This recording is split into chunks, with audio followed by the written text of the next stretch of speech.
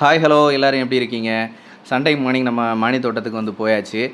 மாடி தோட்டத்தில் சரியாக பராமரிப்பு இல்லாமல் தான் இருக்குது. நமக்கு வீடு வேலை நடந்துகிட்ருக்கு அப்படின்றதுனால நட்டதிலே வந்து அந்த கீரைகள் வந்து நல்லபடியாக அந்த சிகப்பு கீரை வந்து நல்லபடியாக வந்து வளர்ந்து வந்திருக்கு. அது இந்த ஊடு பயிராக சும்மா தான் வந்து அந்த விதைகளை வந்து போட்டு வச்சுருந்தேன், வளருதா பார்க்கலாம் அப்படின்ட்டு.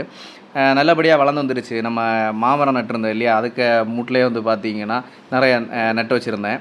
அதில் ஒவ்வொன்றா வந்து சூப்பராக வளர்ந்து வந்துட்டு இருந்துச்சு. அதை போய் பார்த்து பார்த்து தான் பிடுங்க வேண்டியா இருந்தது. ஏன்னா நிறைய விதைய சும்மா தேவையில்லாமல் போட்டு வச்சு கொஞ்சம் வளர்ந்து கொஞ்சம் வளராமல் சின்னதாக இருந்து, அதனால கொஞ்சம் கொஞ்சமாக வந்து பார்த்து பார்த்து தான் வந்து பிடுங்கினேன். ஏன்னா வேறு செடி இருக்கிறது வந்து டிஸ்டர்ப் ஆகுறது அப்படின்ட்டு.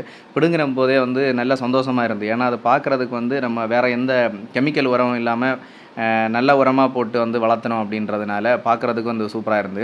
அதுக்கப்புறம் நம்ம கத்தியை எடுத்துகிட்டு அடுத்து வந்து கட் பண்ண போகிறது வந்து அத்திப்பழத்தை.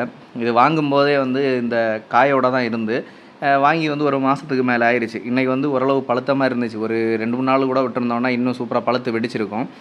பார்க்குறதுக்கு நல்லா இருந்து அப்படின்றதுனால பறிச்சிட்டேன், டேஸ்ட் பண்ணி பார்க்கலாம் அப்படின்ட்டு. அதுக்கப்புறம் வந்து காந்தாரி மிளகு சும்மா ஒரு தையை கொண்டு நட்டு வச்சுருந்தேன், அதுவும் வந்து வளர்ந்துருந்துச்சு. இது வந்து பழைய சோறு கூட சாப்பிட்றதுக்கு நல்லா இருக்கும்.